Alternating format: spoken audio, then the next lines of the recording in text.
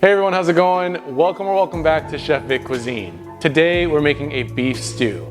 Now this recipe is both a comforting and hearty meal, blending together tender chunks of beef with flavorful vegetables, all sitting in a rich and savory broth. So let's get started.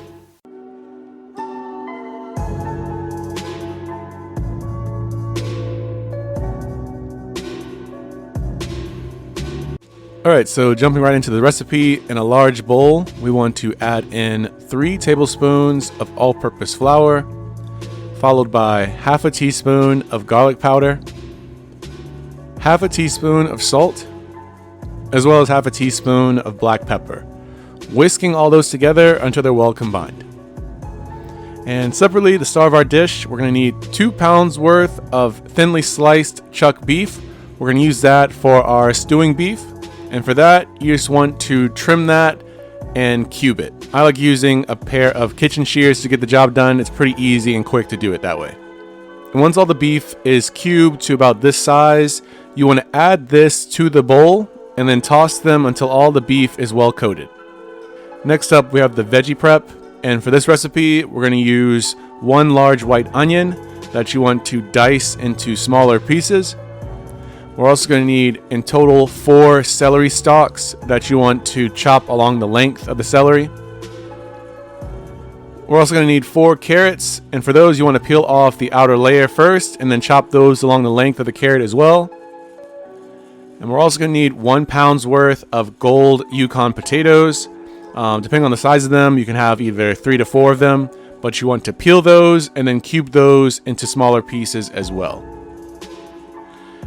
Next up, we want to heat 3 tablespoons worth of extra virgin olive oil in a large Dutch oven, set over medium heat or 350 degrees Fahrenheit or 176 degrees Celsius. Once the oil is hot, we want to add in our diced beef as well as the diced onions and cook these together until the beef has browned and the onions are soft, translucent, and fragrant, which should take about 15 minutes. Stirring the ingredients ever so often to allow for an even cook. Next, we're going to add 4 cups worth of beef broth, followed by 1 cup of red wine, preferably a Cabernet Sauvignon, to the Dutch oven, and then you want to scrape away any brown bits in the pot as the wine will help deglaze the pot. Following that, we want to add in our diced gold potatoes, the carrots, the celery, as well as 3 tablespoons worth of tomato paste and 1 teaspoon of fresh rosemary that's been diced. We want to stir this all in until all the ingredients are evenly dispersed. At this stage, we want to reduce the heat to medium-low or 249 degrees Fahrenheit or 120 degrees Celsius. And you want to cover the pot and allow this to simmer for 1 hour to 1 hour and 30 minutes, or until the beef becomes just tender.